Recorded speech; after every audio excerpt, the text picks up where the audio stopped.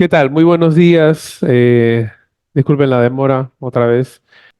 Vamos a ver el día el tema de la dirección de la participación directa en hostilidades, ¿no? Ese tema también es importante conocerlo, dado que ya hemos en nuestras clases anteriores, en el curso, ya sabemos la clasificación de conflicto armado, ¿no? De acuerdo a las normas de derecho internacional humanitario, ¿no? Conflicto armado internacional, CAI, y conflicto armado de carácter no internacional, ¿no? El CANI. Para un poco retratar, voy a aprovechar que acá está la pizarra. Vamos a hacer la división, la distinción, un poquito para tenerlo gráficamente y poder un poco ubicarnos eh, estructuralmente en el tema, ¿no? Que vamos a tocar el día de hoy. Porque es importante siempre saber no solamente el contenido, sino de qué estamos hablando y en qué parte estamos hablando, ¿no? Entonces, en el derecho internacional humanitario, ¿no? El DIH, tenemos lo que son los conflictos armados de carácter internacional, el CAI. Tenemos los conflictos armados de carácter no internacional, CANI. También hay otras clasificaciones, como yo les decía, las, eh, la realidad de la guerra o de las distintas conflictos armados que existen en la actualidad, digamos, retan la clasificación tradicional, ¿no?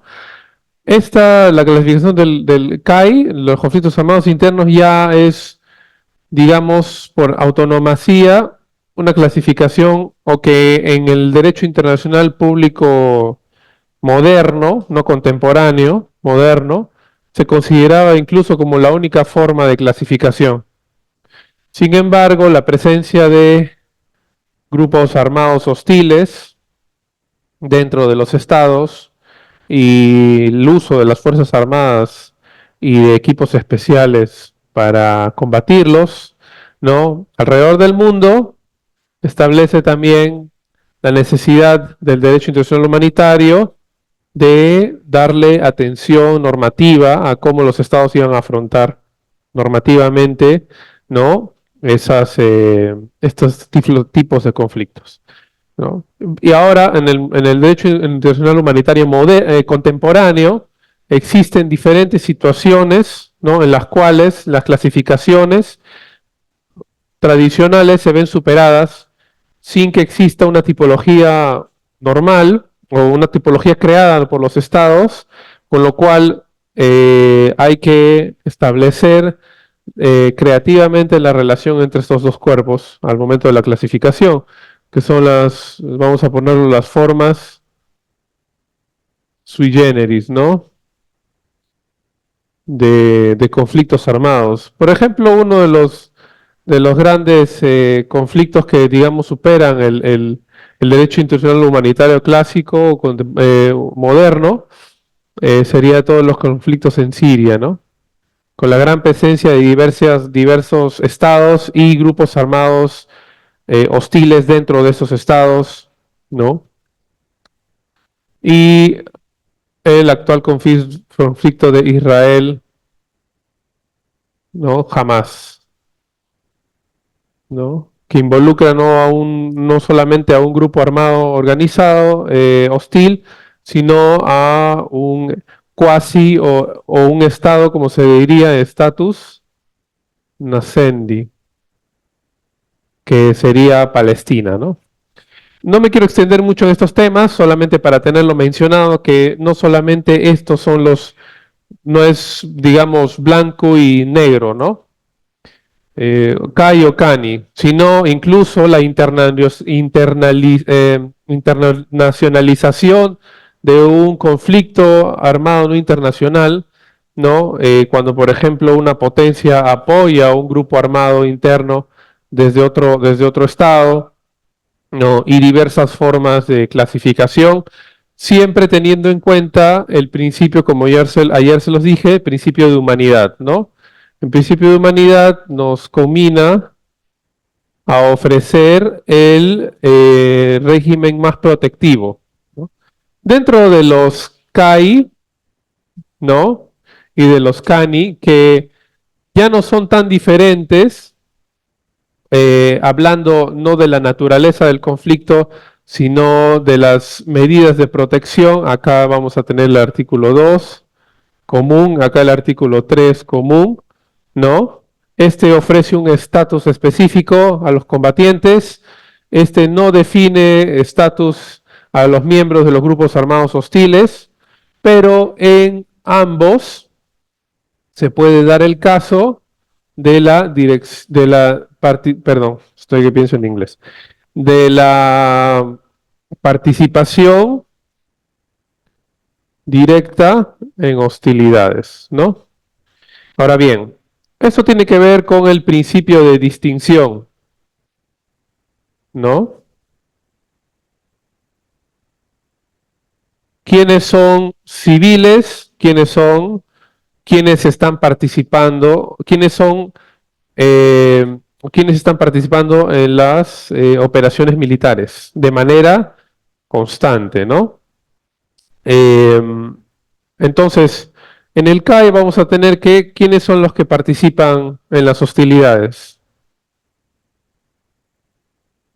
Ya, pero ¿qué órgano del Estado es el que participa en los conflictos armados?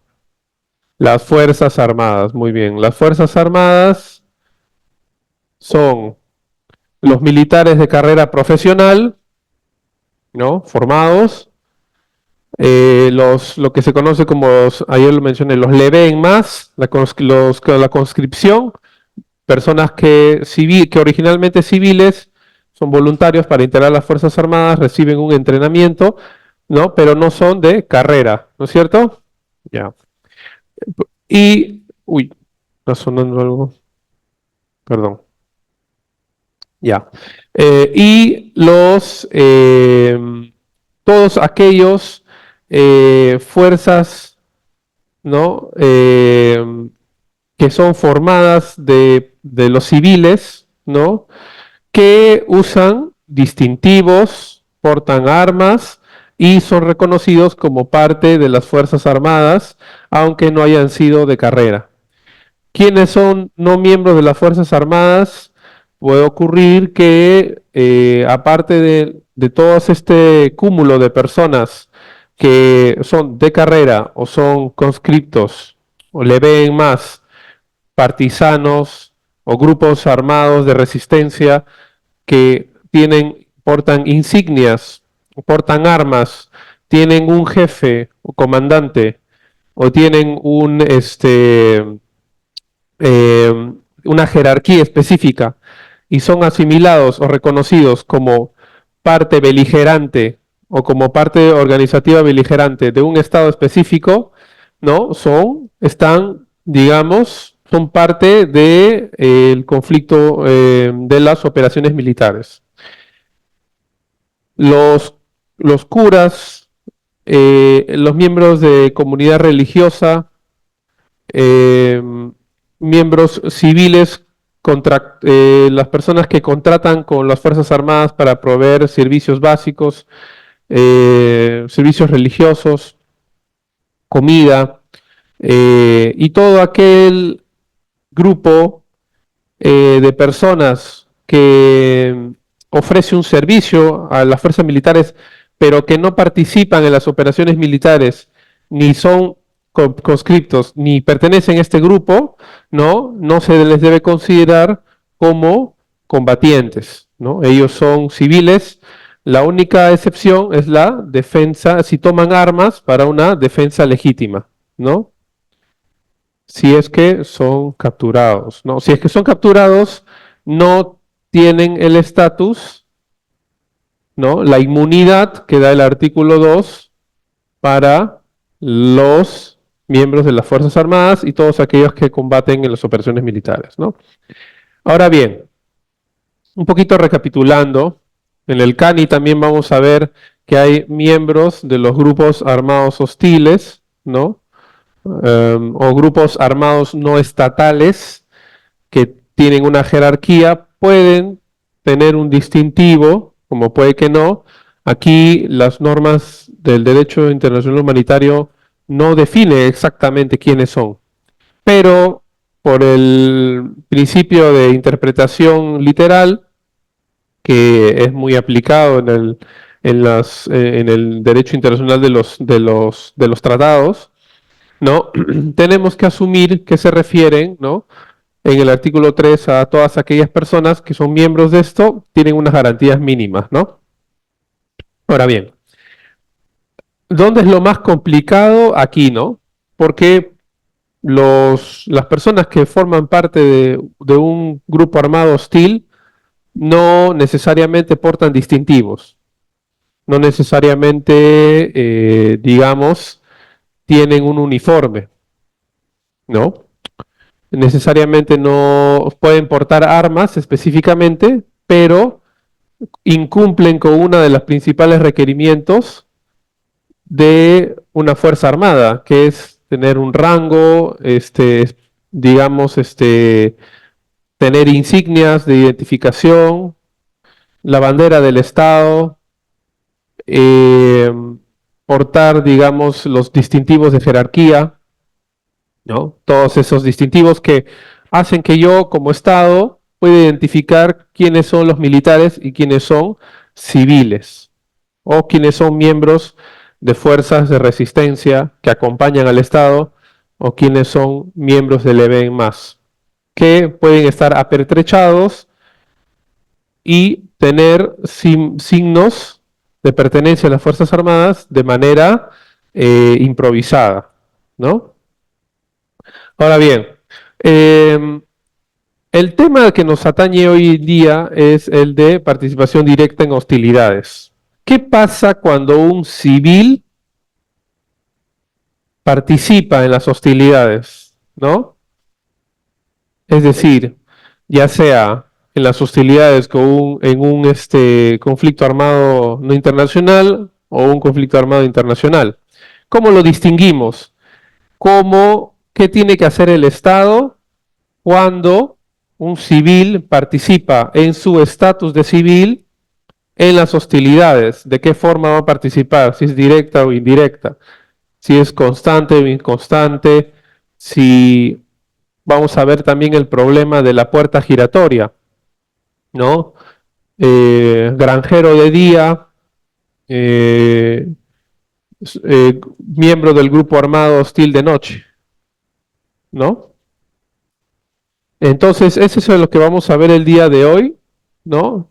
Elementos constitutivos de la participación directa en hostilidades, cuál es su concepto, qué hablamos de función continua, la participación directa o indirecta y casuística. Siguiente, por favor.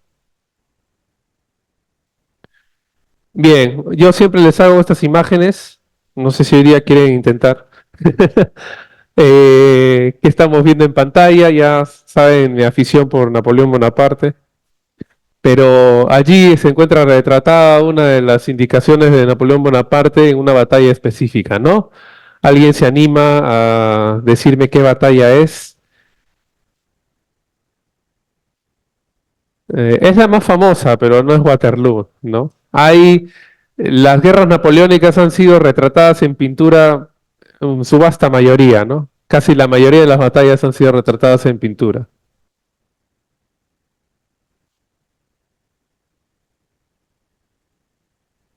Esa es la batalla de Friedland, ¿no? Eh, Podemos ver ahí, ¿no? Las indicaciones y cómo está tan bien retratado los, los personajes de esta batalla, ¿no? Siguiente, por favor. Bien, para empezar hay que definir quiénes son los civiles, ¿no? ¿Qué estamos hablando con civiles? Civiles son todas las personas que no son miembros de las Fuerzas Armadas, ¿no? De los estados beligerantes, o no son miembros de una fuerza de, conocida como leve en masse, que viene del francés de leva en masa, ¿no? De que el Estado viene y dice ya, vamos a conscribir o vamos a tomar a personas mayores de 18 años, entre los 24, todos a la defensa nacional. Dice, o acompañan al ejército sin ser incorporados en el ejército como miembros activos, ¿no? Es decir, los corresponsales de guerra, ¿no? El personal de justicia, empresas privadas que asisten al ejército, por ejemplo, en provisionamiento de servicios a los miembros del ejército, comida, sanidad, ¿no? Lo que y incluso la inteligencia, ¿no? Puede haber miembros de inteligencia que realicen labores de inteligencia y de estrategia, pero que son solamente consejeros, ¿no? Por ejemplo, el ajo sería parte de las Fuerzas Armadas. Sí, es parte de las Fuerzas Armadas, porque la línea de carrera lo establece así, ¿no? Pero dentro de un conflicto armado, un ajo estaría, en general, un abogado, por ejemplo, que haga de, de consejero o de asesor jurídico, eh, tendría que participar también o sea, participaría en las operaciones militares. Yo pensaría que no, ¿no? Porque si es un consejero jurídico, si es asimilado, es parte de las Fuerzas Armadas, sí, pero estaría participando de los operativos militares, o sea, sería algo sui generis, ¿no? Claro, claro, claro. Podría ser, ¿no? Claro, que un asesor sea un civil o sea un militar de carrera, pero la diferencia que quiero resaltar aquí es si ese civil tiene función activa en el conflicto. O sea, yo entendería que un asesor jurídico va a asesorar, pero no va, por ejemplo, a portar armas y a disparar o manejar un tanque o manejar un vehículo autopropulsado, ¿no? Solamente va a asesorar, ¿cierto? Bien. Doctor, una consulta. En este caso, el personal que se asimila al cuerpo jurídico de las Fuerzas Armadas no estaría considerado dentro del grupo, o sea, sería considerado como personal civil, solamente de asesoramiento, porque la razón de ser y estar en las Fuerzas Armadas es la guerra. En ese sentido, lo que estaríamos debatiendo es si un asesor jurídico, a pesar, digamos, pensando un poco en nuestra legislación, ¿no?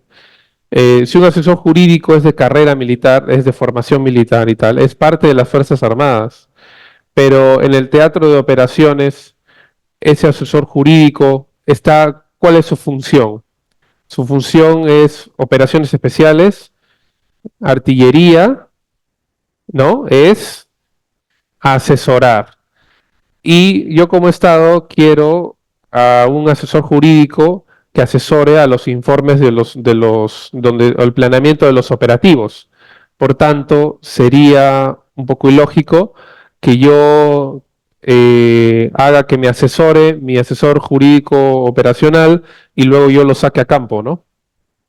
Claro. Entonces, eso es lo que quería debatir. Es muy interesante este punto porque, claro, usualmente la norma toma como referencia que los asesores jurídicos son civiles asimilados y por tanto no estarían participando.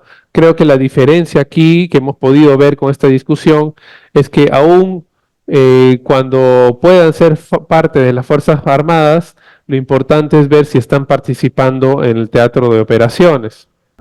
Lo que sucede es que el personal de abogados de procedencia universitaria que se asimila al ejército, ya adquiere la condición de militar. Sí. ¿Ya? Entonces, ellos cuando están en un teatro de operaciones, son parte del planeamiento, porque a ellos se les nombra como asesor jurídico operacional. ¿Ya? Entonces, tienen participación directa en las operaciones. Es más, ellos están planeando junto con los demás oficiales de las otras armas. Eso es lo que quería acotar. Ok, ok. Entonces, un asesor jurisdiccional operacional sí sería parte de las Fuerzas Armadas, podría ser un objetivo legítimo. Bien.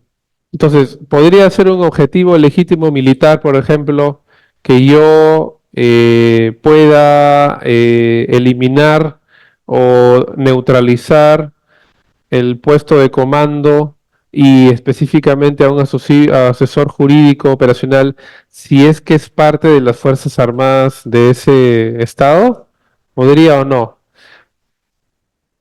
Si ya tiene un uniforme, entonces todo indica que aunque él no esté participando de las hostilidades o no porte armas, solo por su membresía, ¿no? Es un objetivo militar, ¿no es cierto? Bien, está súper bien esa diferenciación y ese debate de hacer, porque nos lleva a discutir si nosotros podemos diferenciar entre la afiliación a una fuerza armada o la participación en el teatro de hostilidades, ¿no? En ese sentido, la pregunta sería la siguiente, ¿no? La sola afiliación o membresía a una fuerza armada nos da, digamos, lo que se conoce como o sea, nos da la posibilidad, o bueno, le da la posibilidad al Estado beligerante opositor de poder atacarlo, ¿no? O quizás, ¿no? También hay que tomar en cuenta las tareas que realiza el asesor jurídico operacional, ¿no? Digamos, en el teatro de operaciones. Quizás también hay que tener muy en cuenta la diferenciación no solamente por membresía, sino por función, ¿no es cierto? Entonces, cuando un asesor, vamos a redondear la idea, ¿no?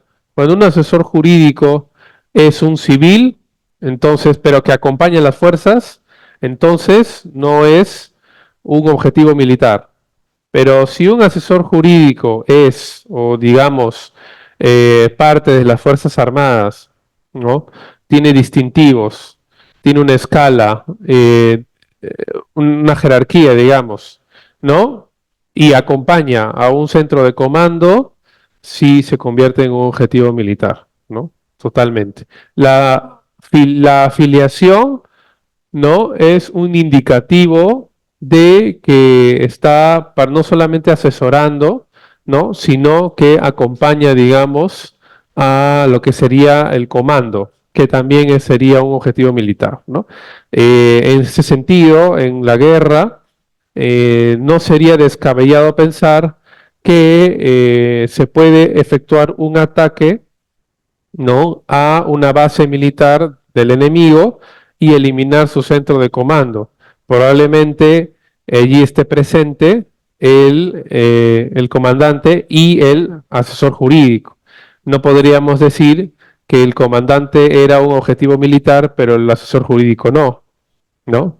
Aun cuando no esté en el teatro de operaciones, ¿no? Eso digamos, nos permite diferenciar un poco quiénes son objetivos militares. Ahora, los corresponsales de guerra, evidentemente no lo son, ¿no? Porque ellos son de carrera, no son parte del ejército, ¿no? El personal de justicia, por más que sea parte del Estado, también son personal de justicia, digamos, de carácter civil. Ahora, hay grupos armados de facto que actúan al servicio o representación del Estado, ¿no? y se consideran con estatus de combatiente. Es lo que les comentaba yo. Aparte de las Fuerzas Armadas, puede existir la posibilidad de que se formen grupos armados, ¿no? De personas que antes eran civiles, claro, pero se organizan, hacen un grupo armado, usan distintivos que necesariamente incluso no pueden ser, o se pueden asemejar al de las Fuerzas Armadas, puede ser de carácter improvisado, portan armas, tienen una jerarquía, tienen una cadena de mando, ¿no? Y se asimilan o actúan al servicio, no se asimilan, perdón, actúan al servicio o representan al Estado en conjunto con las Fuerzas Armadas de los estados beligerantes. Eso puede suceder. Entonces, mientras ellos estén, digamos, realizando esta función de representación eh, del Estado en las hostilidades, pero no son originalmente miembros de las Fuerzas Armadas, ¿no? También se consideran con el estatus de combatiente.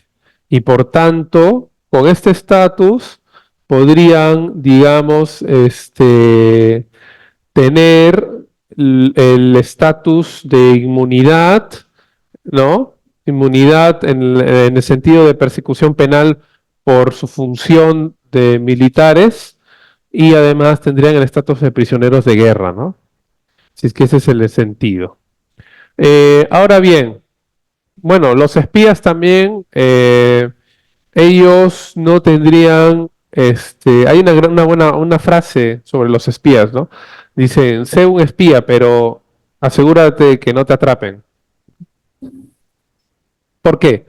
Porque los espías no son considerados en el estatus de combatientes, ¿no? Los espías realizan, digamos, labores de inteligencia, pueden pertenecer a órganos del Estado, pueden desarrollarse, digamos, o estar dentro del estado, de los estados beligerantes para conocer de inteligencia, pero no son parte de las Fuerzas Armadas como tal. Es decir, digamos que el derecho internacional humanitario no los considera como si, o sea, no considera el espionaje como forma de realizar la guerra, ¿no? Manifiesta, ¿no? Dentro de un conflicto armado internacional, ¿no? Incluso los espías actúan sin la existencia de un conflicto armado internacional, pero allí la resolución de si la liberación o no de los espías, ¿no? Va a depender mucho de los buenos auspicios del Estado y de sus negociaciones, ¿no? Por ejemplo, en la guerra de Corea, un helicóptero fue más allá de las líneas que separaban a las dos Coreas y cayó en Corea del Norte. Los norcoreanos los norcoreanos derribaron ese helicóptero, matando al operador, al piloto, pero el Private Hall, sobrevive y es internado en un campo, ¿no? Tenido como prisionero, eh, digamos, porque estaba aludiendo de que estaban realizando labores de espionaje, ¿no? Allí va a depender mucho de la posición política del Estado, porque Estados Unidos, en principio, él estuvo aproximadamente, primero unos 10 días, ¿no? Hasta que la opinión pública empezó a presionar al Estado en el sentido de rescatar a este supuesto espía, ¿no? Porque Hall era parte de las Fuerzas Armadas, pero no realizaba labores de espionaje per se. Eh, pero claro, lo tenía retenido a este militar americano, ¿no? Contra su voluntad, pero no como un prisionero de guerra, sino como un espía, ¿no? Entonces el espionaje, en ese sentido, para redondear, no está considerado, es una muy buena pregunta, no está considerado como participación directa en hostilidades y tampoco como eh, parte de las operaciones militares que realizan las Fuerzas Armadas de los estados beligerantes, ¿no? Por eso, como lo decía, ¿no? El espionaje sucede, es un recurso que usan los estados, no está legalmente tan desarrollado porque evidentemente ningún estado quiere reconocer que está espiando al otro, ¿no? Pero espías sí existen, ¿no? Hay mucho espionaje, sobre todo en la Guerra Fría había muchísimo espionaje, en la Segunda Guerra Mundial había muchísimo espionaje, pero claro, los espías tienen o pueden ser agentes del Estado que tienen esa prerrogativa de yo voy a realizar este servicio por el Estado, pero si me atrapan, no puedo pensar o no puedo pensar que el Estado me va a rescatar o que va a negociar como si yo fuera un prisionero de guerra, ¿no? Eso en ese sentido. Bien, en el caso de los civiles, ¿no? Que pueden incluso pasar de realizar labores de inteligencia y tal a ser espías, ¿no? Eso es una forma, digamos, de ya que escapa un poco a nuestro tema del día de hoy, pero que sí puede suceder. Hay espías, incluso hay personas que se convierten en espías de casualidad o las involucran en cosas y al final le dicen, bueno, tienes que callar por este tema o te hemos estado siguiendo y te hemos usado para poder obtener esta información. Pero bueno, eso ya es un poco una historia muy interesante que podríamos debatir en otro momento, ¿no? Pero en general, los civiles, ¿no? Tienen ciertas protecciones. Ustedes ya seguramente han escuchado qué protecciones tienen los civiles en la guerra. Han escuchado del principio de distinción, ¿no? Así que hay una prohibición de ataques directos, de actos de violencia o amenaza de violencia con el fin de generar terror en la población, eso está prohibido, ¿no? En general, en todo el derecho internacional humanitario está prohibido eso, para todos los miembros o beligerantes de cualquier conflicto armado. Los ataques indiscriminados, los escudos humanos también están prohibidos y cualquier tipo de represalia contra la población civil por la actuación de los estados beligerantes, ¿no? Entonces, estas son garantías que los civiles gozan, en principio, dentro, digamos, de los conflictos armados, ¿no? Sobre todo es importante tener en cuenta la prohibición de los ataques directos, ¿no? Es decir, en ningún momento se prohíbe el ataque directo a población civil o los ataques indiscriminados, los cuales se realizan sin que se haga una evaluación de los principios específicos, ¿no? Para lo que es el targeting, ¿no? Para elegir un blanco y, digamos, establecer la necesidad militar o la ventaja, la necesidad militar y la ventaja, la ventaja que se obtiene por ese ataque, ¿no? Lo que se conoce como medios y métodos, ¿no? ¿Y qué medios y métodos vamos a usar para atacar cierto objetivo militar legítimo, ¿no? Aquí seguramente también ya han conversado, han hablado sobre el daño incidental, ¿no? El daño incidental que puede ser daño a la propiedad o a la población civil misma dentro del teatro de operaciones. Es una realidad que no se puede, digamos, ocultar, ¿no? Pero la idea no es que sea un ataque indiscriminado, ¿no? Si yo tengo una iglesia donde hay 7 o 8 miembros de soldados, digamos, no voy a atacar esa iglesia con una bomba de racimos, ¿no? Porque destruiría la iglesia donde funciona una radio del enemigo, por ejemplo, pero estaría destruyendo también grandes hectáreas o zonas residenciales de la población civil, ¿no? Entonces eso sería indiscriminado, no tendría ningún sentido, ¿no? El uso de los escudos humanos también muy visto en los conflictos armados no internacionales, sobre todo en Siria, donde se mezclaban, digamos, miembros de la civiles con miembros de grupos armados hostiles dentro de mezquitas, de hospitales, de colegios, ¿no? Con el fin de evitar que las Fuerzas Armadas del Estado pudieran atacar esos objetivos de forma legal o dificultar, ¿no? Las operaciones militares.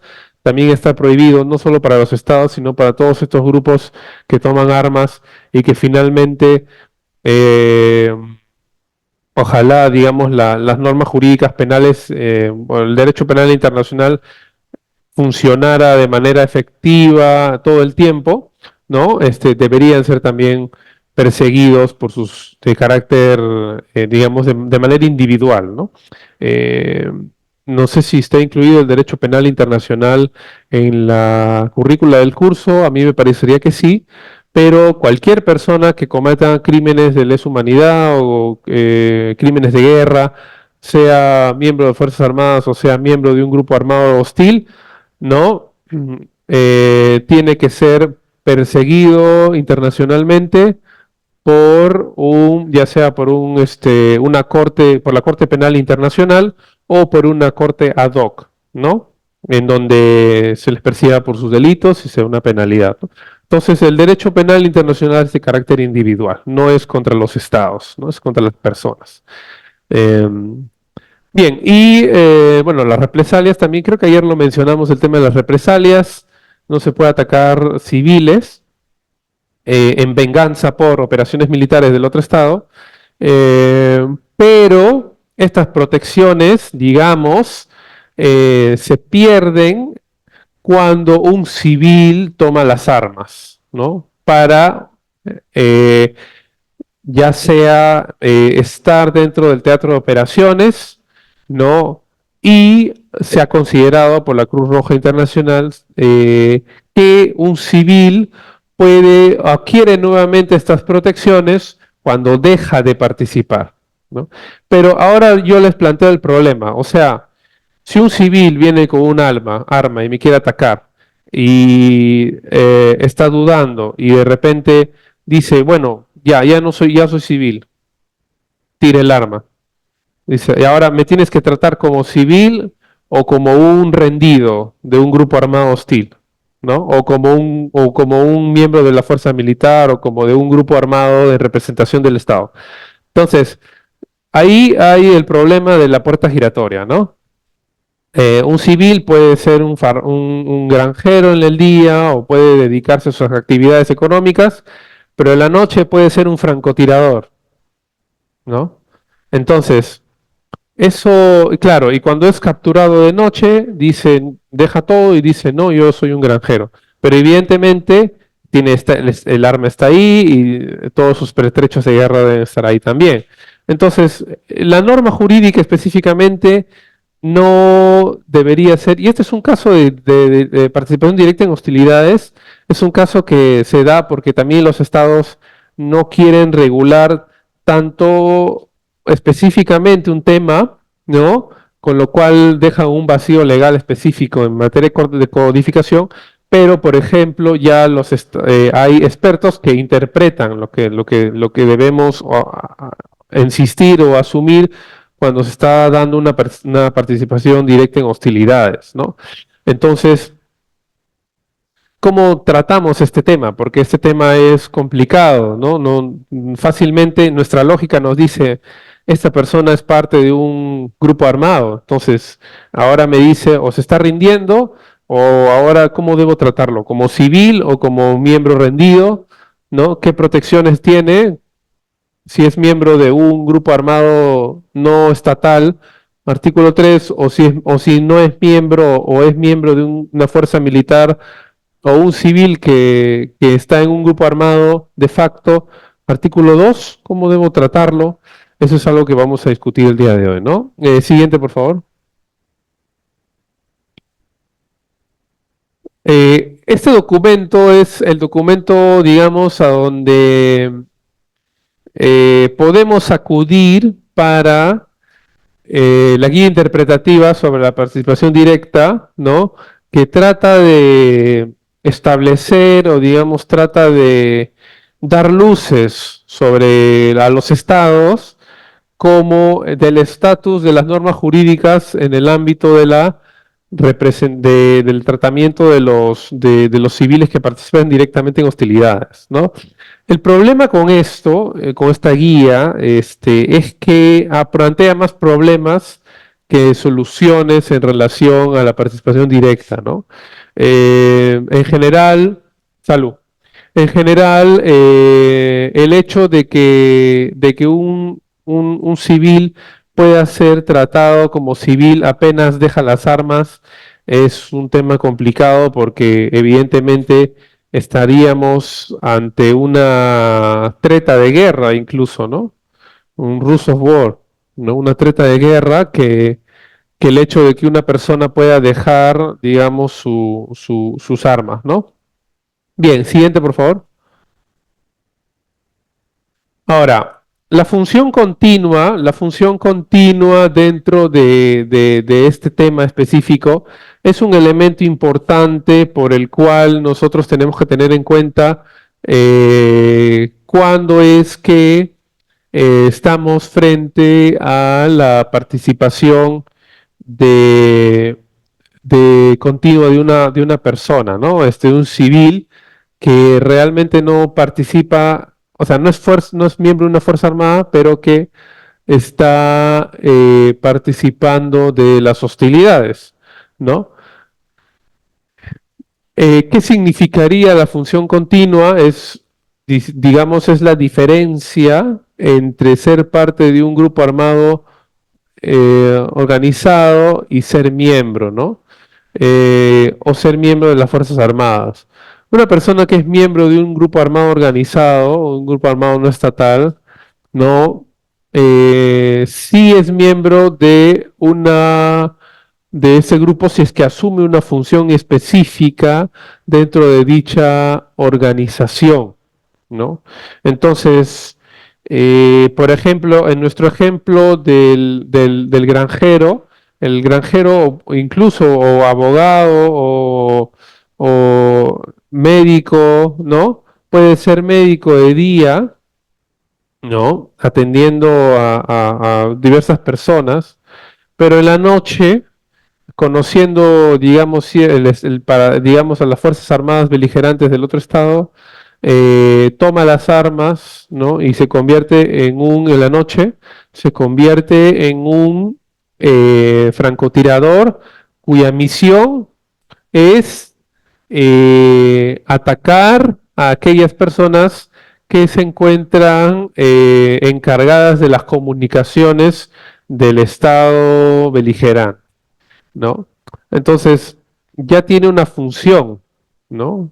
Una función continua y constante dentro de la jerarquía de un grupo armado, ¿no? No estatal, o de un grupo armado que apoya al Estado, ¿no? Al Estado y que, digamos, eh, o que está teniendo, digamos, una función continua dentro de ese grupo armado no estatal, ¿no? Por la cual ya pertenece a dicha organización. Entonces, una persona ejecuta o planea o ejerce un comando, ¿no? Se encuentran dentro de una función continua, ¿no? En ese sentido,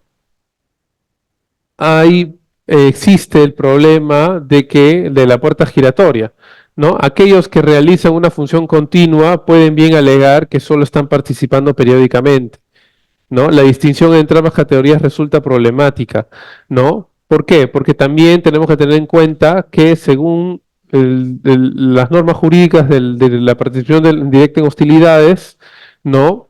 Aquellos que son parte pero no participan de las hostilidades solo pierden la protección por el tiempo en el que pertenecen directamente, participan directamente en las hostilidades. Es decir, aquellas personas que no son miembros de este grupo armado, ¿no? O no estatal, pero digamos que son considerados como miembros mientras participen o tomen las armas o participen directamente en las hostilidades, ¿no?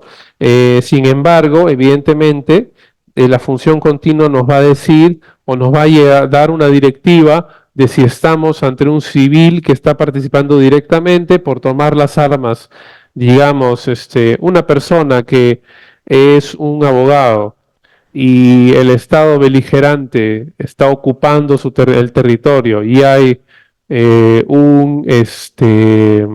digamos, hay un grupo de personas de este grupo armado y le dice, mira, tú eres un abogado, tienes que luchar por tu país, no solamente tienes que dedicarte a tus labores de abogacía, sino que también tienes que tomar las armas, pero esta persona no desea.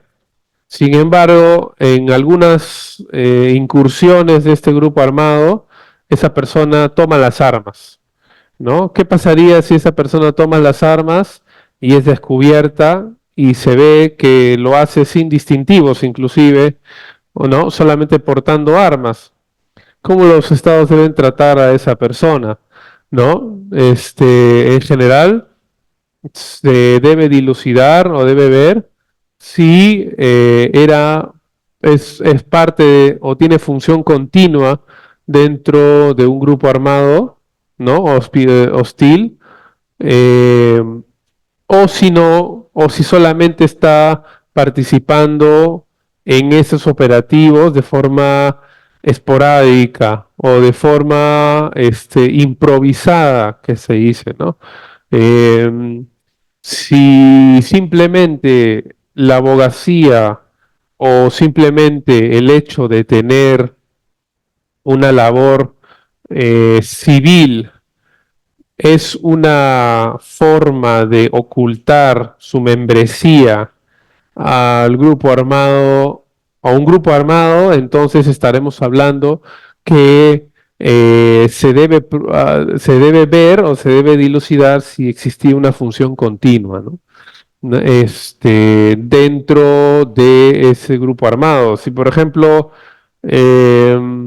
no digo que todos los grupos armados actúen de noche o todas las personas de los grupos armados sean civiles de día, pero allí está la diferencia, si el grupo armado, todos se dedican, en ese grupo armado, todos se dedican a labores militares durante todo el día, o si esa persona que era un francotirador simplemente hacía de civil en el día o en las noches y en las mañanas se dedicaba o tenía una función continua dentro de la estructura, ¿no? Allí ya estaremos hablando para diferenciar, ¿no? La función continua es un poco la necesidad de diferenciar entre civiles y militares, ¿no?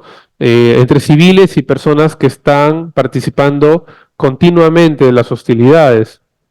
En ese sentido, cuando estamos ante una función continua de una persona, tenemos que entender su membresía a un grupo armado, ¿no? Ya sea un grupo armado que sea o representación en un conflicto armado internacional o un miembro de un grupo armado hostil, ¿no? Allí estaremos aplicando, como les decía, diferentes protecciones, artículo 2 o artículo 3, o tratamientos respecto a estos miembros ya sea de un grupo armado que acompaña al ejército o que haga de representación del Estado, o un grupo armado hostil, ¿no?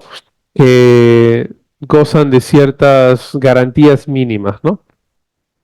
Ahora bien, entonces esa diferenciación en relación a la función continua viene de la mano con saber quién es miembro y quién me quiere decir que, yo soy civil. No, pero esa persona es miembro de ese grupo armado, ¿no? Entonces, por más que ahorita esté soltando las armas y no esté portando sus distintivos, o de repente hay grupos armados que cada uno se pone lo que quiere y portan armas, ¿no? Hay diferentes tipologías.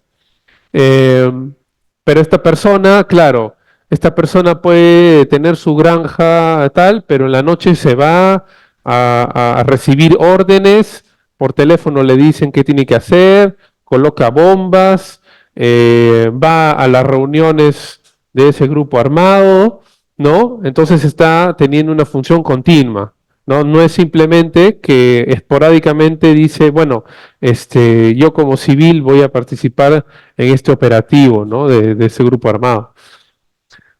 Allí viene la diferencia. Cuando tenemos un civil que esporádicamente, un par de noches, dijo, bueno, ya, voy a defender la patria o voy a luchar para que los infieles se vayan de mi país, ¿no? Cojo las armas y en ese sentido soy un civil participando directamente en las hostilidades, ¿no? Siguiente, por favor. Ahora bien, ¿qué pasa cuando, digamos, qué pasa con ese civil, ¿no? Para, digamos, tratar o definir si estaba participando o no de las hostilidades, ¿no? Para empezar, el umbral de daño. El acto que realiza ese civil, ¿no? Es un acto que implica un daño letal, una lesión o destrucción de la propiedad. Por ejemplo, de la propiedad o de los activos o de militares. Por ejemplo, un civil que se le encarga plantar una bomba en un local que está funcionando como que está funcionando como un reservorio, o perdón, como un almacén de la munición, ¿no? Le dicen, bueno, tú, bueno, hoy día ya te decidiste a participar, ahora vas a ir y vas a colocar esta bomba C4 plástica en ese almacén. Con eso vamos a hacer que ya no tenga munición esa fuerza armada, ¿no? El enemigo.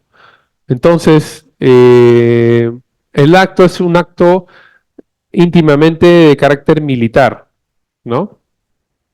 El tiene que superar el umbral de daño del cual nos hace clasificarlo como un conflicto armado, ¿no? Un civil que se vaya a manifestar a favor de un grupo armado, o que vaya y empiece a tirar piedras, o que, digamos, haga bulla, o que se manifieste en general, ¿no? O genere disturbios o violencia, no está participando directamente en las hostilidades, ¿sí?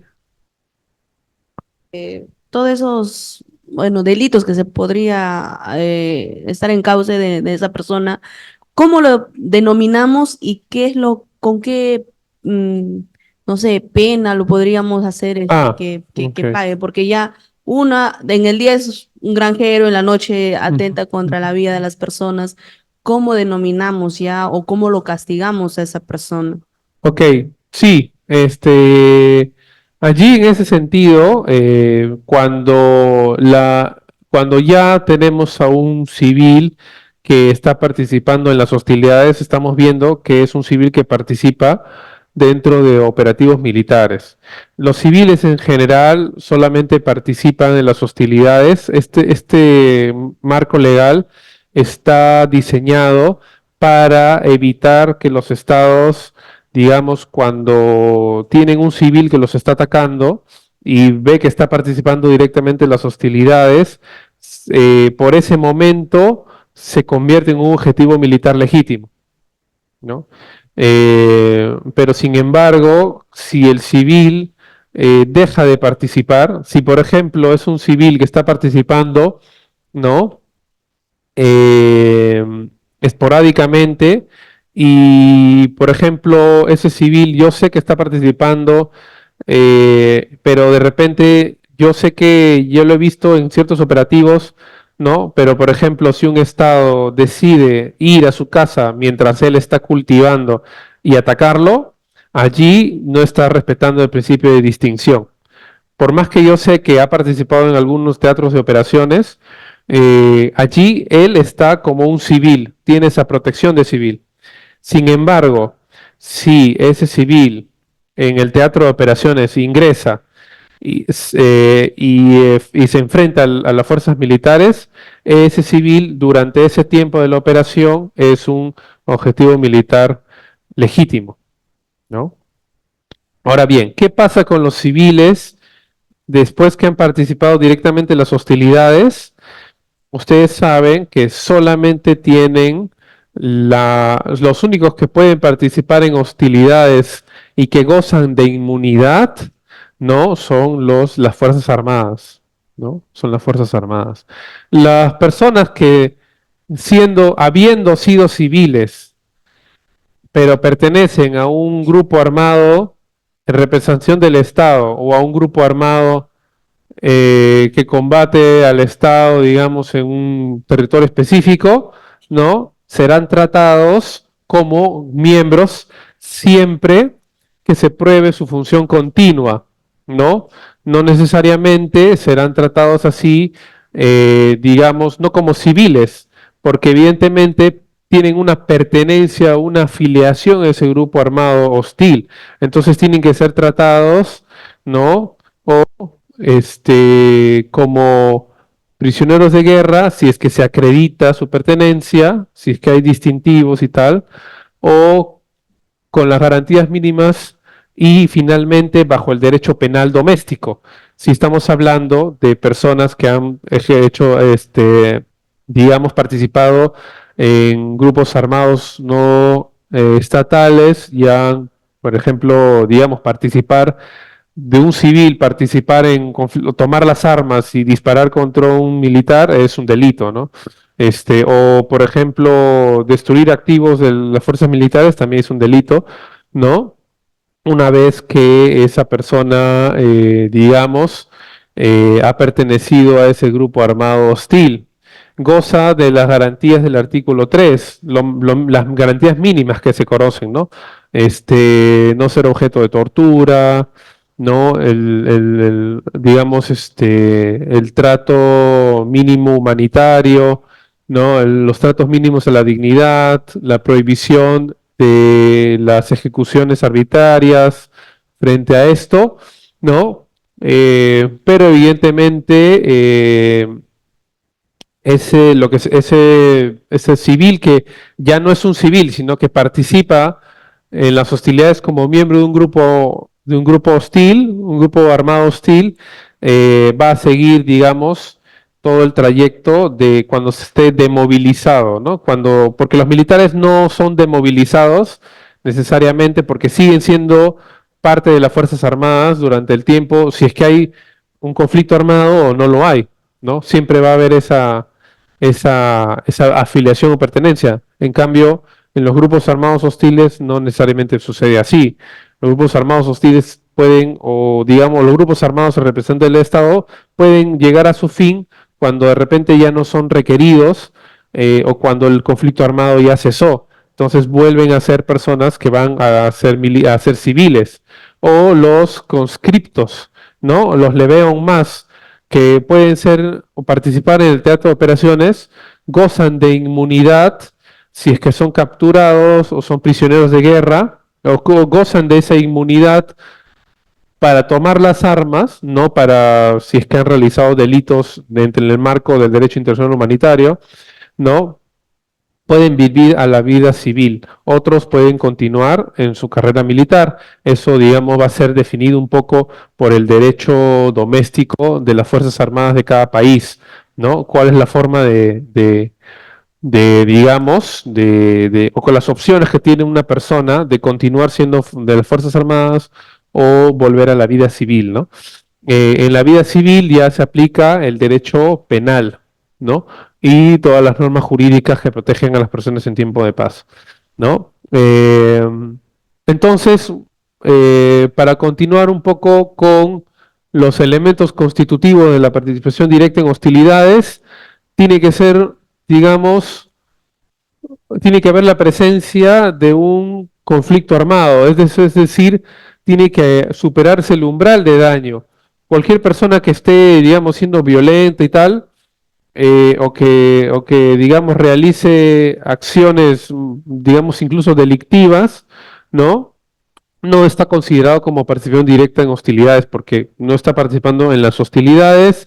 Entonces, allí, ¿quién tiene cuál es el marco jurídico que se aplica? Se aplica el derecho penal, ¿no? Se aplica lo que se conoce como el uso de la fuerza en el mantenimiento del orden público, ¿no? Entonces allí ya es la Policía Nacional del Perú y en ciertos casos, como lo hemos visto, ¿no?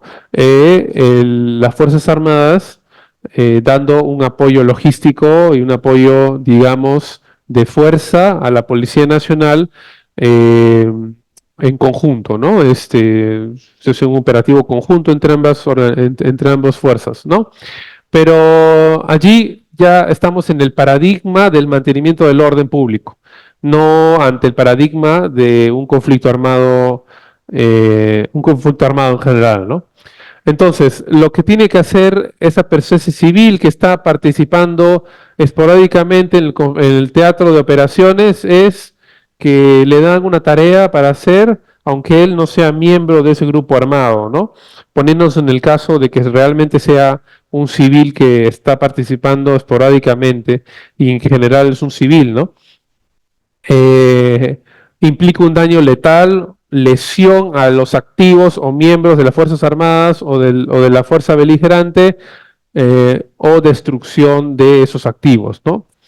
Ahora bien, debe haber, estos elementos constitutivos ya son un poco más lógicos, ¿no? En general, una relación causal. El acto de la persona, disparar un arma, ¿no? O colocar una bomba, o digamos, participar en las hostilidades, tiene que tener una relación directa en el acto y el daño esperado, ¿no? Es decir, el civil que está participando directamente en hostilidades es una persona que conoce o sabe que está desarrollando una actividad que va a tener un daño esperado, ¿no? Yo coloco esta bomba y la fabrico en mi casa, pero yo no las coloco, ¿no? Yo soy civil, yo no hago nada, yo estoy solamente haciendo las bombas, se las doy a una persona que dicen que es miembro de esta fuerza, ¿no? Ahora bien, ya vamos a ver participación indirecta, ¿no? Porque la participación directa es una cosa y participación de forma indirecta ya es otra, ¿no? Entonces, la relación directa en el acto y el daño esperado es, digamos, ¿no? Una consideración para definir quién está participando directamente en hostilidades. Ojo que yo lo que quiero aclarar es que la participación directa en hostilidades es simplemente, o las normas que estamos discutiendo hoy día es simplemente para saber cómo voy a tratar a esa persona, bajo qué paradigma, ¿no? Si un civil, o sea, igualmente una persona que fabrica bombas en su casa y se lo da a un grupo armado, evidentemente va a enfrentar la justicia en el derecho penal. No es digamos, simplemente la presión directa en hostilidades me da a mí la noción de cuándo puedo yo ejercer la fuerza letal contra un objetivo militar legítimo, ¿no? Entonces, no es una forma, o eso quiero que quede claro, no es una manera de exculpar a ningún civil, ¿no? O a una persona que esté teniendo una función más bien continua, ¿no? Es simplemente una forma de dilucidar qué marco jurídico vamos a aplicar, ¿no? Luego, no solamente tiene que haber una relación causal, sino un nexo beligerante, ¿no? Si este civil, digamos, eh, digamos que eh, toma una arma y empieza a disparar contra un local del ejército, pero realmente en ese local o en esa zona no es teatro de operaciones, ¿no? Es un frente estancado donde, o sea, no hay, digamos, hostilidades, ¿no? En ese sentido, ¿cómo debemos tratar a ese civil? ¿No? Los requerimientos de los elementos constitutivos de la aparición directa en hostilidades nos dicen que el acto que realice ese esa persona, ese civil, no solamente debe tener una relación causal, es decir, de colocar una bomba y destruir un puesto de mando, sino que debe ser una parte integrante de las hostilidades, ¿no? Que pretenda beneficiar a una parte en detrimento de otra. Es decir, tiene que estar presente un nexo entre la acción de ese civil y las hostilidades que están llevando a cabo el grupo armado, digamos, o las Fuerzas Armadas de otro país en relación a si hay una ventaja militar concreta, ¿no? Acciones, digamos, que causen destrucción o un umbral de daño, pero que no tengan nada que ver con las hostilidades, ¿no? No se considera dentro del paradigma de participación directa en hostilidades, sino se consideran como las acciones de un civil pudiera estar haciendo, ¿no? Frente al derecho doméstico. O sea, no lo vamos a considerar como que está participando en las hostilidades. Es decir, que el derecho internacional humanitario no le alcanza, ¿no? Lo que le alcanza es las normas jurídicas del Estado, ¿no? Claro, evidentemente cualquier persona, si hay un conflicto armado, pero cualquier persona coloca una bomba en un local, pero para robar o para delinquir, eso no va a ser parte o no tiene un nexo beligerante, ¿no? No es parte de lo que está realizando un grupo armado, no es parte de lo que está haciendo, se está desarrollando en el teatro de operaciones, ¿no? Eso como tercer elemento constitutivo. Ya tenemos que para definir la participación directa en hostilidades, debemos ver que ese acto que hace ese civil deba tener un daño letal hacia un militar o a las Fuerzas Armadas o a los locales de la Fuerza Armada, a una zona de abastecimiento, el petróleo o, por ejemplo, la gasolina que usan los militares. Ese civil tiene que destruirlo y con eso inmoviliza, digamos, un centro de operaciones. Entonces, allí estamos hablando de un umbral del daño, una relación directa entre el acto, el daño esperado, es decir, tiene que haber una causalidad, el civil tiene que haber realizado ese acto, digamos, esperando que se genere un daño o buscando un daño específico y que ese daño no sea parte integrante de una ventaja militar para una parte y un detrimento para otra, ¿no? Es lo que se conoce como el nexo beligerante. Ahora bien, ya les había comentado que la interpretación es similar los conflictos armados internos y los conflictos armados de carácter no internacional, ¿no? Tenemos el tema de la guía interpretativa sobre la percepción directa en hostilidades. Nuevamente es un documento interesante, eh, pero que presenta algunas, digamos, algunas cosas con las que no podemos estar de acuerdo, ¿no? En el ámbito legal. Y no debe confundirse la pérdida de estatus de protección del personal médico y religioso ante la comisión de actos contra el enemigo. Es decir, no debe confundirse las actividades de los civiles con el caso específico del personal médico y religioso que acompaña al ejército y que es de carácter civil, que no tiene ninguna relación causal ni tampoco ningún nexo beligerante, toma las armas si caen en posesión de un ejército un ejército opositor, ¿no? En las Fuerzas Armadas de una alta parte contratante, ¿no? En general, los médicos, el personal religioso, digamos, gozan de las protecciones de carácter civil, ¿no? Dentro de los conflictos armados, pero pueden, digamos, tomar las armas contra el enemigo, por lo cual, ¿no? También están perdiendo su estatus de protección, ¿no? Siguiente, por favor. El tema de participación directa en hostilidades lo que pretende definir es el tratamiento de los civiles frente al uso del uso legítimo de la fuerza, ¿no?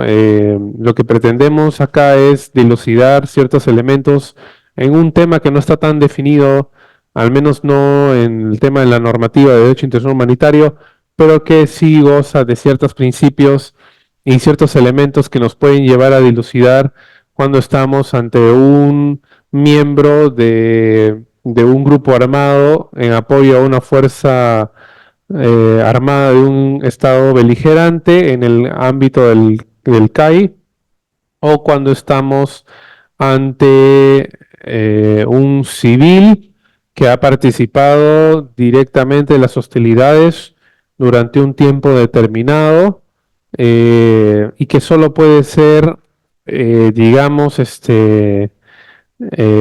atacado durante ese tiempo específico de su participación y no durante su tiempo de civil, ¿no? Ello solamente implica, o ese tema implica solamente el tratamiento que se le va a dar en el teatro de operaciones.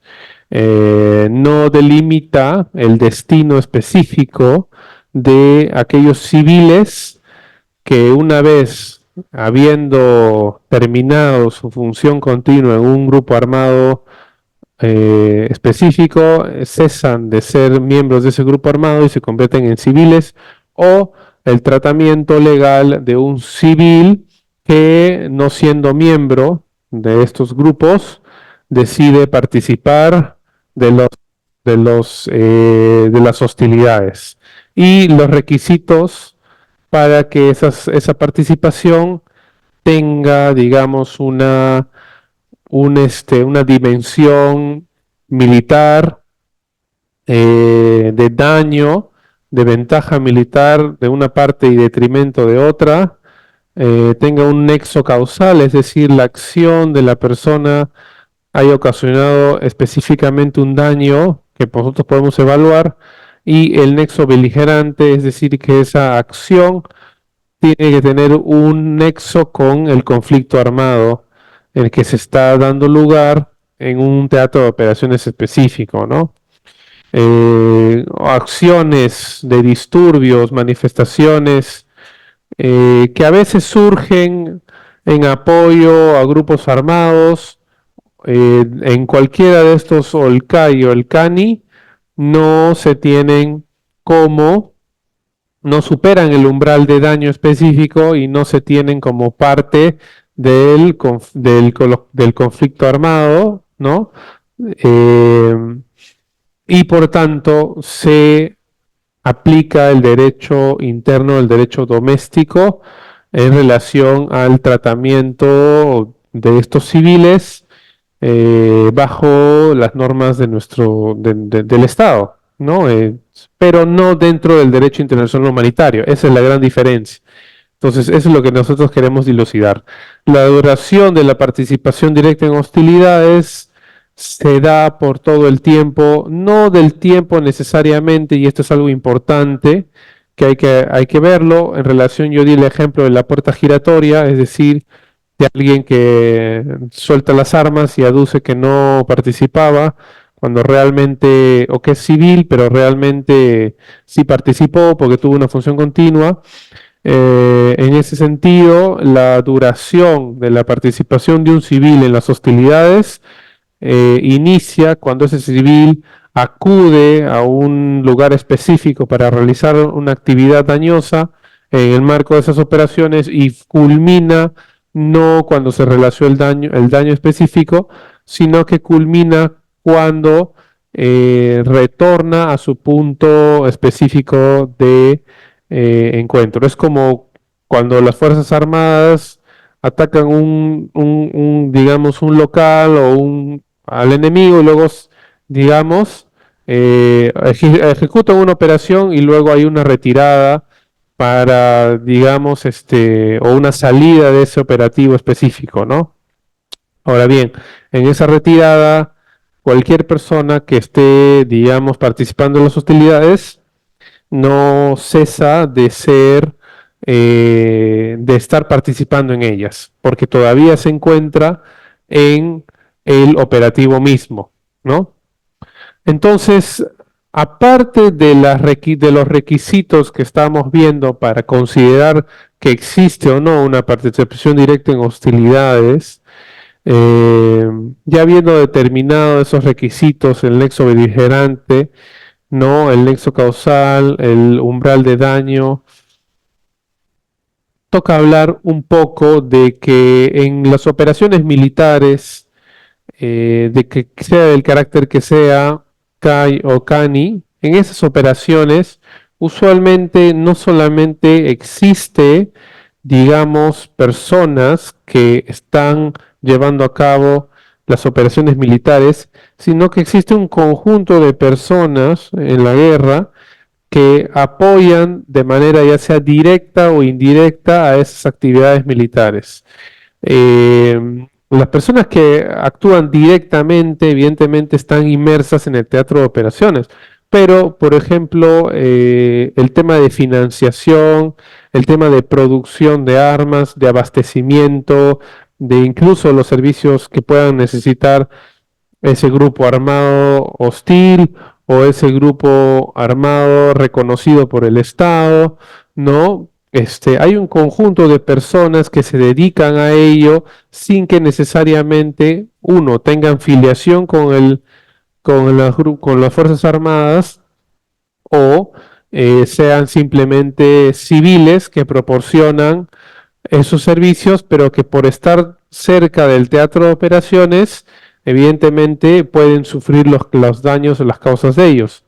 Ahora bien, si esos grupos de civiles que apoyan, digamos, a un grupo contendiente, un grupo armado, tienen su condición de civil y luego participan directamente en las hostilidades, eso se puede dilucidar con estos criterios y en ese sentido es importante, por ejemplo, tener en cuenta lo que realizan porque se está viendo, digamos, contemporáneamente lo que son los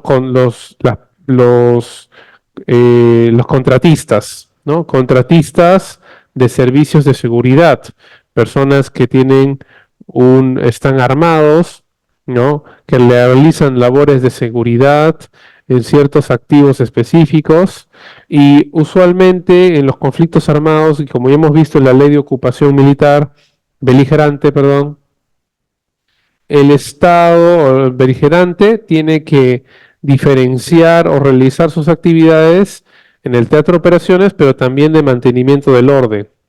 Entonces, la diferenciación entre fuerzas de mantenimiento del orden y personal militar en relación a estos contratistas, ¿no? Puede resultar dificultosa, o sea, puede ser difícil definir, ¿no? En principio, para el derecho internacional humanitario, estos contratistas no son miembros o son parte de las Fuerzas Armadas.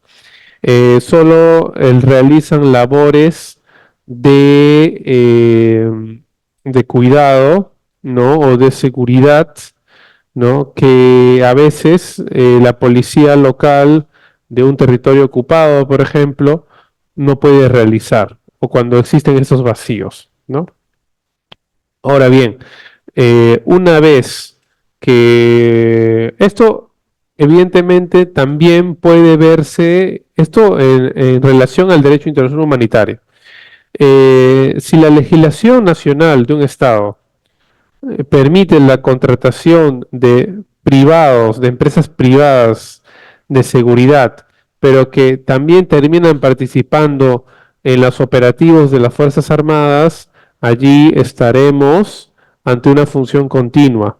Y por tanto, aun cuando no sean miembros de las Fuerzas Armadas, se convertirían en fuerzas reconocidas en representación del Estado que brindan un apoyo en las operaciones militares. Si el estatuto legal de un Estado específico faculta o facilita esa contratación, estaremos hablando del tema de mercenarios, ¿no? Personas que se les paga, se les encarga luchar en representación del Estado. Ya no estaríamos hablando de contratistas. En general, los contratistas, si es que están habilitados por norma jurídica o por ley para brindar servicios, en general siempre debe hacerse como civiles, ¿no? Como civiles se consideraría en primer lugar.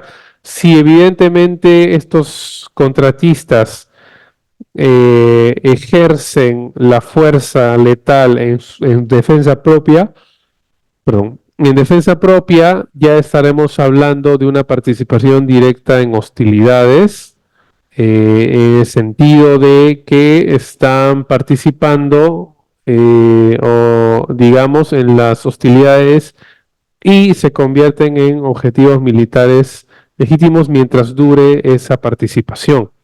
Sin embargo, al ser civiles y entrar en manos, por ejemplo, de una ocupación beligerante, deberían estos contratistas, digamos, resolver el contrato que tienen o incluir cláusulas dentro de esta contratación en la cual se establezca específicamente su condición de civiles y la terminación de la prestación de sus servicios, ¿no? Eso en primera medida, lo que se me vino a la mente es esa situación, porque ahora lo que estamos viendo es que, claro, no solamente en la guerra existen las operaciones militares, sino el abastecimiento de todas las fuerzas militares en su conjunto y que esto involucra a un grupo, un cúmulo de personas de carácter privado, de carácter civil, que prestan esos servicios, pero que no necesariamente son parte de las Fuerzas Armadas o digamos, participan de las hostilidades de forma continua. Así bien, la participación directa o indirecta en las hostilidades respecto a un grupo armado puede darse de dos maneras.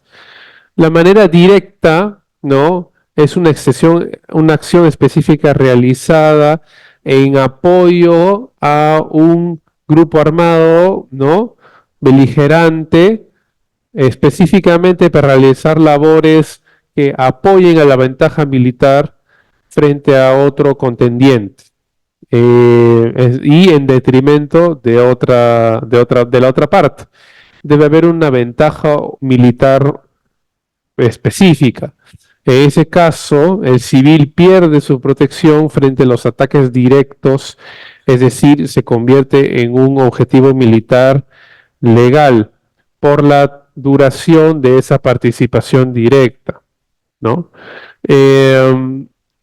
Evidentemente, esto sí, en el caso de que el civil no sea un miembro del grupo armado específicamente, no tenga una función continua, una jerarquía, una función específica, distintivos y tal, en ese caso ya estaríamos hablando no de una participación directa, sino en una membresía y por tanto la aplicación del derecho internacional humanitario durante todo el tiempo de esa membresía. Como les había comentado al inicio, esa membresía en ciertas situaciones se puede ver finiquitada o acabada y un retorno a la vida civil, lo cual no extingue ninguna posibilidad de persecución penal, por ejemplo, o de estatuto legal de esa persona, ¿no? Frente a las autoridades nacionales, ¿no? La forma indirecta, como les dije en el ejemplo de la persona que fabricaba bombas, las acciones realizadas en ese sentido, la fabricación de armas, y, el abastecimiento, digamos, la confección de material, por ejemplo, insignias y tal, no debe ser visto como una participación directa en las hostilidades. Se trata de una participación indirecta. En ese sentido, esas acciones están dirigidas al esfuerzo general de la guerra, al esfuerzo, digamos, de la organización militar de un grupo armado, por lo cual el Estado beligerante que sufre un ataque en el teatro de operaciones no lo sufre desde un civil, ¿no? El civil no está presente, digamos, en la conducción de las hostilidades, pero sí apoya o aporta, digamos, al esfuerzo general de ese grupo armado, ¿no? El ejemplo más clásico es la fabricación de material, ¿no? En ese sentido, por lo tanto, no se pierde la protección contra ataques directos que realizan los civiles. Ahora bien, estos conceptos de participación directa en hostilidades también tienen su consecuencia histórica, bueno, su causa histórica, ¿no?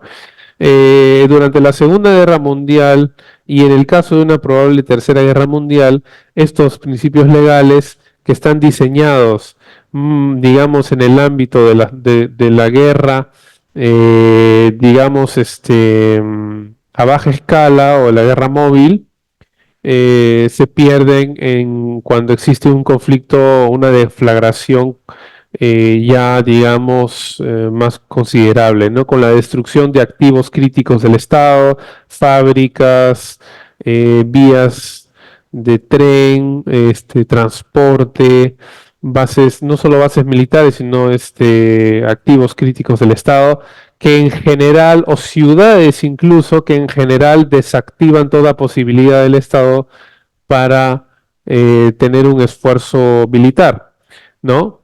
¿Qué sucede con los civiles, por ejemplo, cuando se atacó la ciudad de Dresden por parte de los aliados en la Segunda Guerra Mundial, por solamente ser, digamos, un punto de nexo para la movilización de tropas de Alemania? Bueno, se ha dicho que el bombardeo de Dresden ha sido un crimen de guerra, probablemente lo sea, aunque no hay una sentencia específica por el tema, pero el ataque, ya saben que el ataque a los civiles que están involucrados en la producción de armas y del esfuerzo general pertenecen no solamente a ese esfuerzo, sino también pertenecen a la vida civil.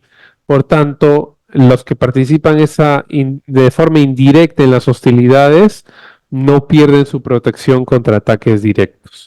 ¿Qué pasa si un policía o un grupo de policías no participa no solamente en el mantenimiento del orden, sino en el apoyo indirecto, ¿no?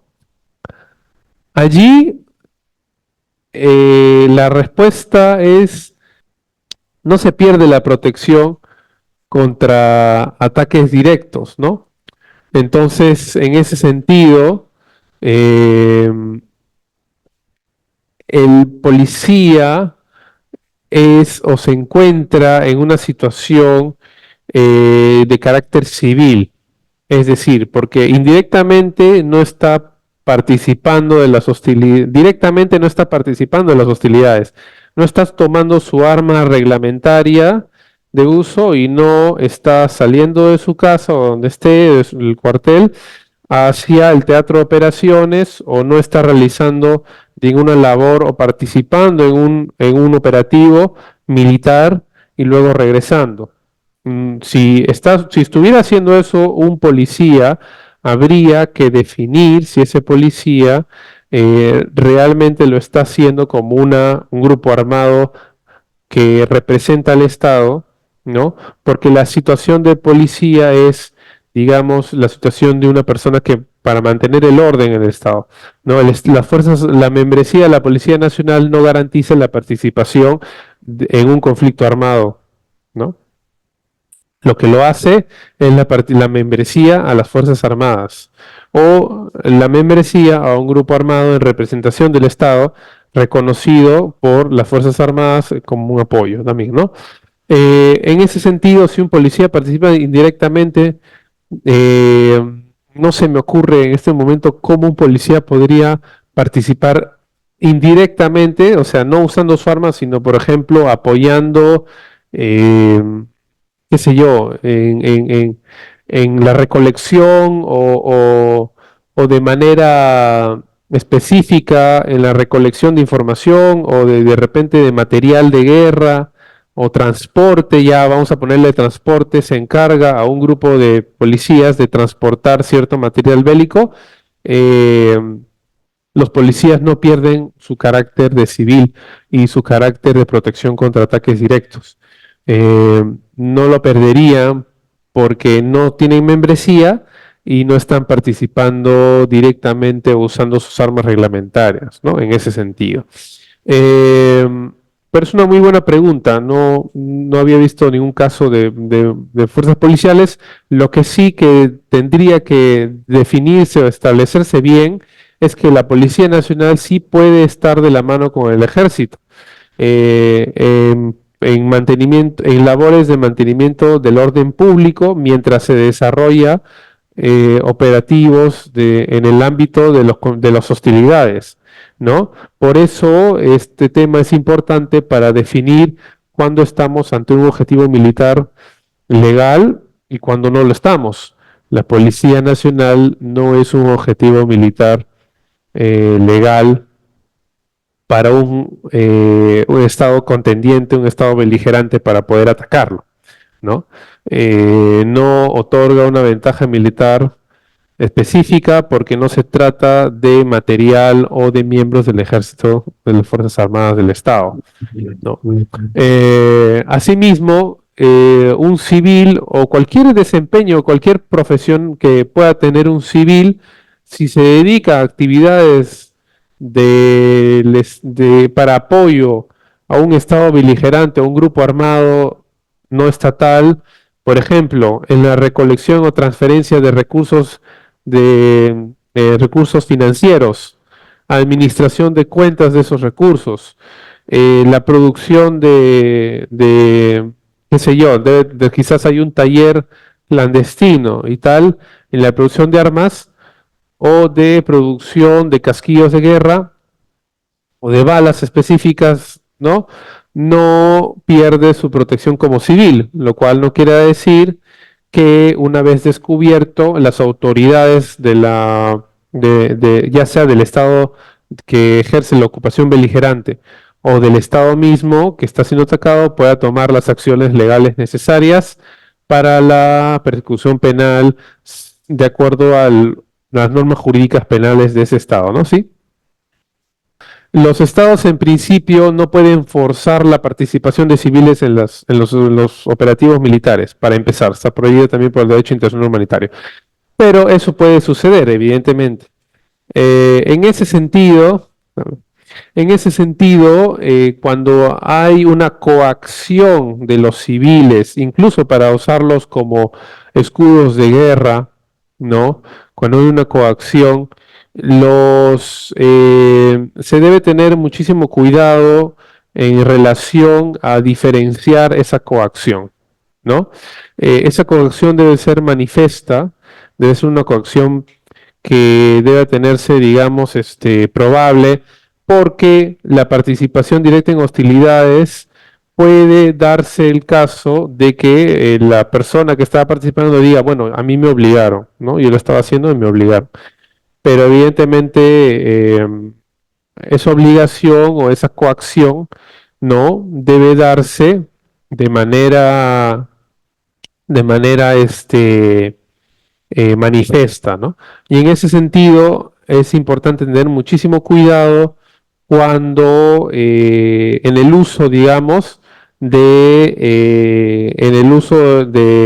sea, para diferenciar que esas personas están siendo coaccionadas, no se tendría que realizar un ataque directo, o sea, es decir, estarían protegidas por ser solo civiles coaccionados, ¿no? No personas que voluntariamente, la voluntariedad implica la participación, ¿no?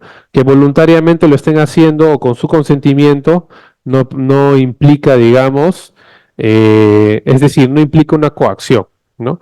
Entonces, en ese sentido, aún sea directa o indirecta, aunque indirectamente si hay coacción, por ejemplo, se obliga a una persona, a una fábrica, ya no a producir ollas, sino casquillos, y se obliga a esos civiles por parte de un grupo armado, estaríamos ante, digamos, igual esos civiles continuarían siendo protegidos, ¿no? Frente a ataques directos, y por otro lado también continuarían, digamos, frente a las autoridades del Estado, tendrían que, en un juicio específico, ¿no? En materia penal, probarse esa coacción, ¿no? Esa coacción, en ciertos casos, sería, digamos, un eximente de culpa si se logra probar que esa coacción era irrebatible, ¿no? En ese sentido, estamos hablando más ya del ámbito penal interno del Estado y, digamos, no estaría dentro del ámbito del derecho internacional humanitario. Pero muy buena pregunta. Cuando hay esa coacción, tiene que ser una coacción que el Estado evidentemente pueda verse, ¿no? Por ejemplo, se me viene a la mente el caso del reclutamiento de niños soldados, ¿no? El reclutamiento, si bien es cierto, no estamos hablando de participación directa, podría darse el caso también de obligar a niños a participar directamente en hostilidades. Allí también tendría que darse un sumo cuidado, porque cuando ya estamos hablando de membresía de niños soldados, que sucede en nuestro país, sucede en Sudán también, con el que digamos en Liberia del Sur también con el reclutamiento, había toda una, digamos, legalmente había toda una discusión si tratar a los niños y adolescentes como objetivos militares o como civiles que estaban siendo forzados a portar armas, ¿no? Por ser menores de edad, no podían participar en la guerra, ¿no?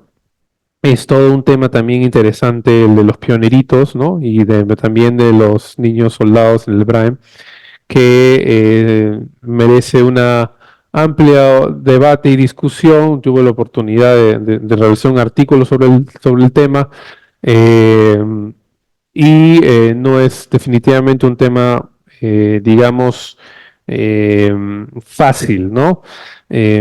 Porque, claro, un militar que enfrenta a un niño soldado, sobre todo en el caso de Sudán o en el caso de África, cuando también los niños estaban bajo los efectos de drogas que potenciaban, digamos, su instinto, ¿no?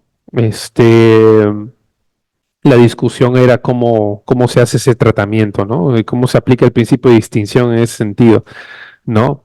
Eh, Nada, no es un tema fácil, evidentemente, ¿no? Pero ya para redondear y centrarnos un poco en el tema, eh, civiles que siendo coaccionados por una fuerza extranjera a participar en sus hostilidades sin haber sido reclutados o sin haber sido, digamos, forzosamente reclutados o asimilados de las Fuerzas Armadas de una fuerza ocupante, por ejemplo, no perderían su estatus de civil. Más bien,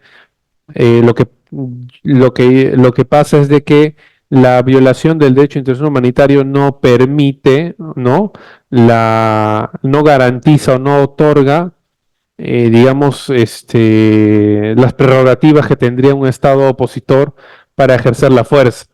Y en ese sentido, sería importante, ¿no? Que en estos casos pudiera diferenciarse específicamente quién lo hace con esa voluntariedad, ¿no?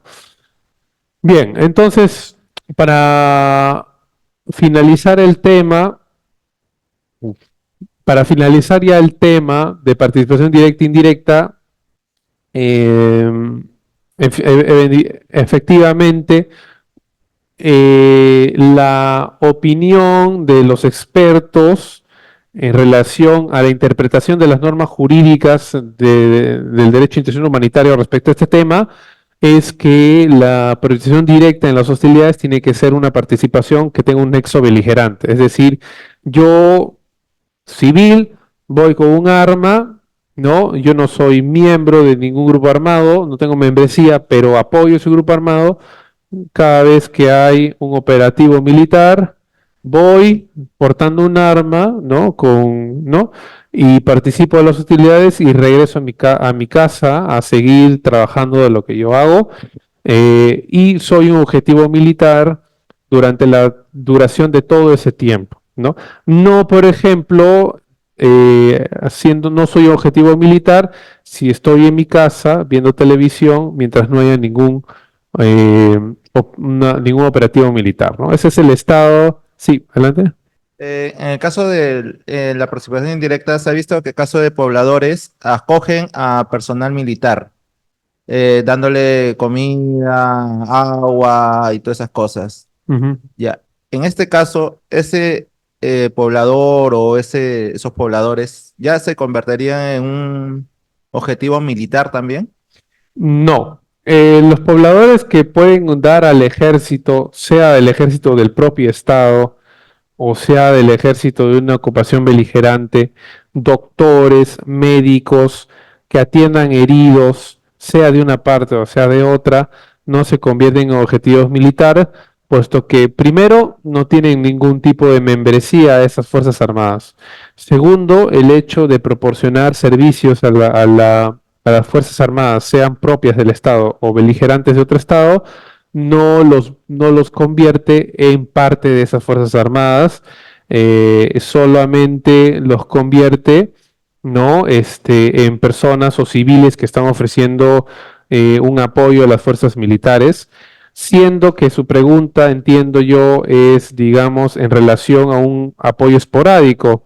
De repente la tropa está pasando por un pueblo, ¿no? Y se da ese apoyo, pero solamente es por la duración del pase de esa tropa por ahí.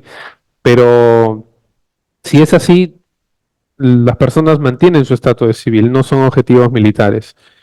Ahora bien, dentro de la participación directa, si en un poblado o una ciudad hay un grupo de personas que ofrece servicios continuos a las perdón, a las fuerzas armadas, ¿participaría indirectamente en las hostilidades? Sí. ¿Perderían su protección contra ataques directos? No, ¿no? Sin embargo, esto no quiere decir que las personas que participen indirectamente puedan continuar haciéndolo durante todo el tiempo. Si, por ejemplo, estamos ante una fuerza de ocupación y se conoce o se sabe que hay civiles que apoyan a las Fuerzas Armadas del Estado contendiente, el Estado no los tratará como objetivos militares, el Estado ocupante me refiero, sino que tomará las medidas de orden público necesario en el marco de los derechos fundamentales de las personas para neutralizar ese apoyo, digamos, a esas Fuerzas Armadas. Lo puede hacer porque estratégicamente yo quiero también, o me dan ventaja militar, por ejemplo, impedir o cortar el suministro financiero de un grupo, por ejemplo, ¿no? O la fabricación de armas, ¿no? O de apoyo militar, que finalmente esas armas o ese apoyo logístico incluso va a terminar en beneficio de un grupo armado específico. Nuevamente, para recalcar y para ir ya terminando, la participación directa en hostilidades solamente nos ayuda a distinguir cuando una persona que es civil puede ser un objetivo militar legítimo. Nada más. No nos dice específicamente cómo neutralizar ese objetivo. Tampoco tiene que ver específicamente con el tratamiento del derecho doméstico de esa persona. Si el derecho penal establece las normas jurídicas o el tipo penal de apoyo a fuerzas extranjeras, y si la persona puede ser procesada por ese delito. Procesada como civil, no como miembro de las Fuerzas Armadas, ¿no? Nuevamente, los miembros de las Fuerzas Armadas o grupos armados en apoyo a las Fuerzas Armadas gozan de la inmunidad penal. Es decir, ustedes como miembros de las Fuerzas Armadas no pueden ser denunciados por homicidio porque matan a un enemigo. ¿Me dejo entender? Eso no puede pasar, ¿no? Entonces, mientras el paraguas legal es el derecho internacional humanitario, se aplican esos principios. De inmunidad de los miembros de las Fuerzas Armadas, ¿no? Y el del principio de distinción por el cual no se pueden atacar civiles que participan indirectamente en hostilidades, pero sí a los que participan directamente en hostilidades mientras la duración de esa participación, ¿no? Se convierten en objetivos militares. Entonces, en ese sentido, para ir rodeando, no sé si puede pasar a la siguiente, porque tenemos unos casos específicos. Ok. Ahora bien, para ir terminando, existe una relación entre ambos cuerpos legales, entre el derecho internacional humanitario y los derechos humanos, ¿no?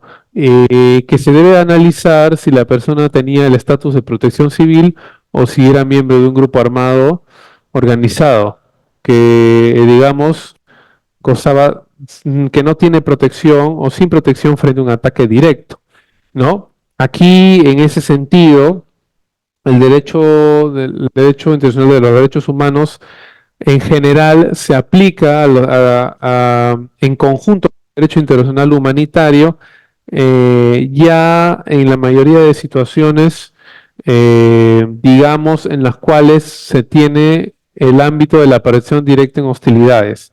Si yo sé que una persona participa directamente en hostilidades, pero digamos, sé que esa persona está participando y sé o yo ubiqué en dónde esa persona reside o ese grupo de personas reside, realizo un operativo policial, ¿no? Y, y digamos, la persona pasaría por todo el trámite, todo el tema, o sea, por la justicia doméstica interna, ¿no? En ese ámbito. Pero durante su participación en las hostilidades se aplicaría el derecho internacional humanitario, ¿no? Y las consideraciones de su participación en el conflicto armado, sea un conflicto armado interno, perdón, un conflicto armado internacional o un conflicto armado no internacional, ¿no? Sea de eso, las aplicaciones de, digamos, los regímenes van a ser diferentes, ¿no? En el CAI, todos ya sabemos, está mucho más claro, más desarrollado, ¿no? Existen ciertas protecciones específicas para los miembros de las Fuerzas Armadas que ya no participan en las hostilidades, que están los heridos, los enfermos, los náufragos, ¿no? Pero en el conflictos armados no internacionales, de carácter no internacional, el artículo 3 solamente establece ciertas guías y medidas y la relación con los derechos humanos específicamente estaría dada porque existen convenciones, ¿no? Específicas, ¿no? Contra la pena de muerte, por ejemplo, contra lo que son las torturas o las torturas y el trato inhumano, ¿no? En relación que tendrían una conjunción con el artículo 3 común y en relación a la participación directa en hostilidades, estaríamos hablando de una persona que puede ser un objetivo legítimo, que goza de esa protección del artículo 3, pero que efectivamente una vez que se convierte o que es neutralizado o neutralizada o que se rinde, ¿no? Digamos, entrarían a pasar como miembros civiles, ¿no? Sí, bien, dejamos el tema hasta acá. Realmente ha sido un gusto compartir estos días con ustedes. Estos temas, sobre todo es un poco complicado, desafía un poco las realidades de los conflictos armados, ¿no? Y básicamente, pero nos ayuda específicamente a diferenciar estos casos específicos en los cuales los civiles toman las armas y portan las armas, y también pretende la aplicación del principio de distinción, pero no un principio de distinción el cual nos lleve pues a entrar en situaciones como le decía, la puerta giratoria, ¿no? En relación a una persona que suelta el arma y evidentemente si cumplía funciones continuas o estaba participando directamente en hostilidades, evidentemente va a tener que recibir un tratamiento acorde, ¿no? Y no, digamos, una protección civil cuando ha, digamos, tomado parte activa, ¿no? Eso y no sé si más adelante, seguramente a través bueno, acá están los ejemplos, ¿sí? El caso Lubanga, el reclutamiento de niños en grupos armados hostiles. La sentencia Tadic nos dice que se debe analizar las circunstancias en las que una persona está directamente involucrada en las hostilidades en un momento relevante. Esta sentencia Tadic, al final de su programa, les les recomiendo que puedan leerla. Lukic también es, digamos que establece una situación relevante, una situación específica también, o la situación específica de una persona durante el momento de la comisión de un delito. Su actividad de género, edad, vestimenta, si portaba o no un arma, ¿no? En ese sentido, ¿no? Y sí, bueno, aquí hay un caso específico, no sé si ya lo podemos tocar, lo podríamos dejar, digamos, para que ustedes puedan hacer un debate interno, ¿no? Al final del curso. Pero el señor Sonny Miranda del Castillo es un agricultor y productor artesanal de café en la zona del Braem, de donde viene el famoso café Tincuy, ¿no? El café Tincuy del Braem es buenísimo, ¿no? Sin embargo, la inteligencia de algunas pesquisas realizadas por el ejército con apoyo de la policía se ha tomado conocimiento que Son estaría sembrando coca, la cual envía a través de unos porteadores sospechosamente hacia una zona con actividad militar. En un operativo, el señor Son, al verse descubierto, toma un arma y dispara contra los efectivos policiales y militares. Es reducido, pero sobrevive. Habría que diferenciar aquí, con todo lo que hemos conversado, si es miembro de un grupo armado, del grupo armado que apoya, realizó actividades militares, iba armado, estaba entrenado, qué acciones realizaba y si tenía algún tipo de beneficio. Aquí solamente, no, ya creo que no nos alcanza tiempo para resolverlo, pero aquí lo que yo sugeriría para ir pensando en la relación de este tema es que primero la policía, primero se realizó un operativo específicamente de carácter policial, ¿no? No como un operativo militar.